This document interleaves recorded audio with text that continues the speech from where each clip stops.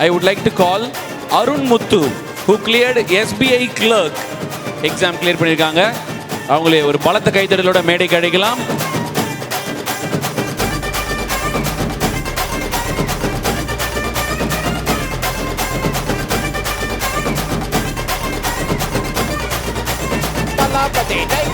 கொண்டாடத்தான் நீ பிறந்த காரணத்தை ஏமறந்த மத்த கண்ணில் சந்தோஷத்தை பார்க்கத்தானே கண் திறந்த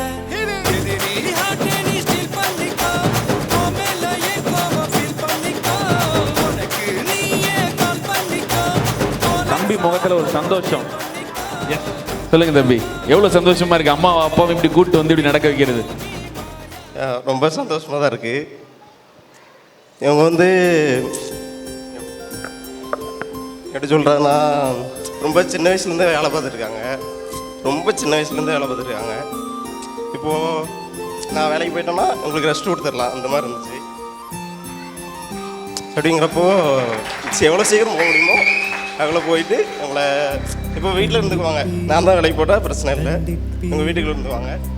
இந்த மாதிரி தான். தனது அப்பாவிற்கு ஓய்வு கொடுக்க வேண்டும் என்று படித்து வெற்றி பெற்ற மாணவருக்கு நம்ம எல்லாரும் நம்மளுடைய பலத்த கைதட்டலை கொடுக்கலாம். அப்பா கிட்ட கொடுங்க. ரொம்ப நன்றி. கஷ்டப்பட்டு என் பையனை படிக்க வச்சிருக்கேன், நல்லா பாஸ் பண்ணியிருக்கான்.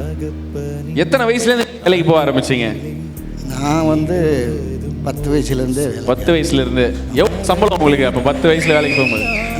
உங்கள் சம்பளம் எவ்வளோ அப்போ? ஒரு நாள் சம்பளம் எவ்வளோ 10 வயசாக இருக்கு? இப்போ வந்து சம்பளம் ரொம்ப கம்மி, அதனால் கஷ்டப்பட்டு பிள்ளைகள் 3 பேர். ஆமாம், நல்லா படிக்க வச்சேன். நல்லா படித்தாங்க பசங்க. 2 பொண்ணும், மூத்த பொண்ணு டீச்சரு. ஓ, படிக்க வச்சுட்டேன்.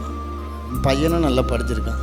இனிமே தம்பி வேலைக்கு போயிட்டாரு, ரெஸ்ட் எடுக்கணும், உடம்பு நல்லா பார்த்துக்கணும், ஊருக்கு சுற்றி பார்க்கணும், கோயில் கீழுக்கு போகணும். இன்னும் வேலைக்கு தான் போக நட முடிக்கூடாது. ரொம்ப நன்றி. அம்மா கிட்ட கிராமத்தில் தான் நாங்கள் இருந்து வாழ்ந்துருக்கோம். என் பையன் டியூஷன் போனது கிடையாது, இங்கிலீஷ் மீடியம் படிக்க வச்சது கிடையாது.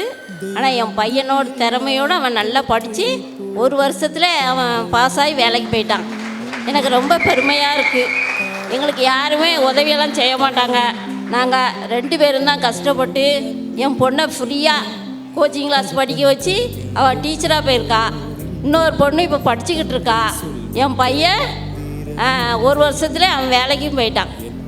ஆனால் அந்த தேசுக்கு வந்து ரொம்ப நன்றி. இவங்க எல்லாரும் சொல்லி கொடுத்தவங்களுக்கு ரொம்ப நன்றி.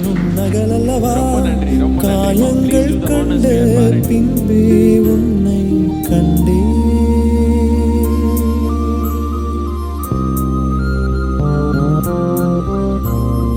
தெய்வங்கள் எல்லாம் தோற்றே போகும் தந்தை அன்பின் முன்னே தாலாட்டு பாடும் தாயின் அன்பும் தந்தை அன்பின் பின்னே.